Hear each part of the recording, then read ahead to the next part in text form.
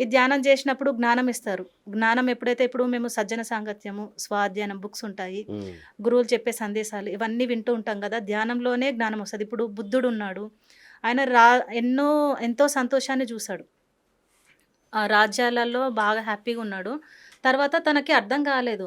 అంత సంతోషం అనుభవించిన తర్వాత ఇంకేముంది? తృప్తి లేదాయనకి. అట్లా వెతుక్కుంటూ, వెతుక్కుంటూ వస్తున్న టైంలో అలసిపోయి ఒక చెట్టు కింద కూర్చుంటాడు. కూర్చున్న తర్వాత అలసిపోయి కళ్ళు మూసుకుంటాడు. మూసుకున్నప్పుడు ఆయన తెలియకుండానే ధ్యానంలోకెళ్ళిపోతాడు. అంటే శ్వాసను గమనిస్తూ ఉంటాడు. ఓకే. అప్పుడు ఆయనకు గత జన్మలు గుర్తొస్తాయి. ఆ చూసుకున్న తర్వాత తనలో మార్పొస్తది.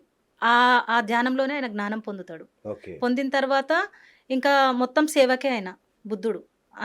ఆయన నేర్చుకుంది అందరికి నేర్పియడము. మనం ఈ ధ్యానంలో ఏమవుతుందంటే ఆత్మజ్ఞానం పొందినప్పుడు ఆ కర్మల్ని దగ్ధం చేసుకునే అవకాశం మనకు కలుగుతుంది. హ్మ్.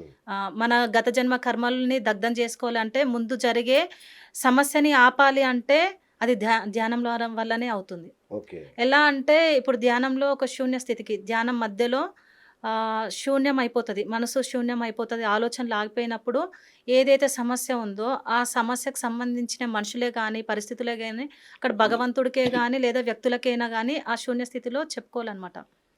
నాకు ఈ బాధ కలిగింది. ఈ బాధ నుంచి నన్ను బయటకి తీసుకురండి.